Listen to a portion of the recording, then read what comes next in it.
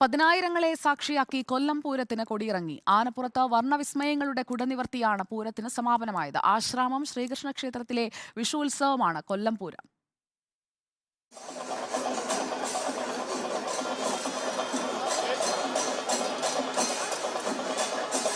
കൊല്ലം ജില്ലക്കാരുടെ ഉത്സവമായ കൊല്ലം പൂരത്തിന് 6-ാം തീയതിയായിരുന്നു കൊടിയേറിയത്. ആനന്ദവല്ലീശ്വരം ക്ഷേത്രത്തിൽ നിന്ന് തിരുവാഭരണ ഘോഷയാത്രയോടെ എത്തിയതോടെ വിഷുക്കണിയും കണിവേലയും ഉണ്ടായി. ഇന്നലെ രാവിലെ 13 ക്ഷേത്രങ്ങളിൽ നിന്ന് ചെറുപൂരങ്ങൾ ആരംഭിച്ചു. പിന്നീട് ആന നീരാട്ടും ആനയൂട്ടും ആറാട്ടെഴുന്നള്ളത്തും ഉണ്ടായിരുന്നു.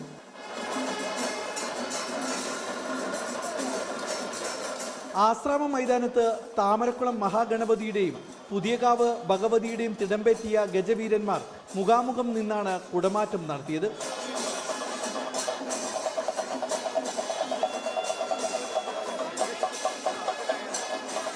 പത്തു ദിവസം നീണ്ടു നിൽക്കുന്ന ഉത്സവം കാണാൻ ജില്ലയുടെ വിവിധ ഭാഗങ്ങളിൽ നിന്ന് നിരവധി പേരാണ് എത്തിയത്.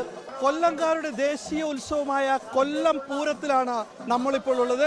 ഈ കൊല്ലം പൂരത്തിന്റെ വിശേഷങ്ങൾ ഇവിടുത്തുകാരോട് തന്നെ നമുക്ക് ചോദിച്ചറിയാം. കഴിഞ്ഞ വർഷത്തെ കാര്യം തിരക്കും ആളുമെല്ലാം ഉണ്ട്. പക്ഷെ ഇത്ര ആളെ പ്രതീക്ഷിച്ചില്ല. ഇത്ര ചൂടത്ത് നല്ല രസമുണ്ട് കാണാൻ. പൂരം സൂപ്പർ പൂരമാണ്. ഈ വർഷത്തെ മികച്ചൊരു പൂരം. എനിക്ക് കലോത്സവം ഇത്ര ആൾക്കാർ ആശ്രമം വരുന്നിപ്പോഴാണ്. ചൂടാണെങ്കിലും അതങ്ങനെ എടുത്തെന്ന് അറിയുന്നില്ല. എല്ലാവരും പൂരത്തിന്റെ തിരക്കിലല്ലേ. കൊല്ലം ജില്ലയിൽ നിന്ന് ലോക്സഭയിലേക്ക് മത്സരിക്കുന്ന 3 സ്ഥാനാർത്ഥികളും പൂരത്തിന് ആശംസ നേരാനെത്തി.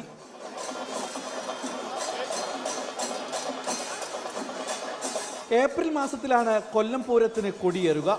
അടുത്ത വർഷത്തെ പൂരത്തിനുള്ള തയ്യാറെടുപ്പുകൾ ഉടൻ തന്നെ ആരംഭിക്കുമെന്ന് ക്ഷേത്ര ഭാരവാഹികൾ പറഞ്ഞു. റിപ്പോർട്ടർ, കൊല്ലം.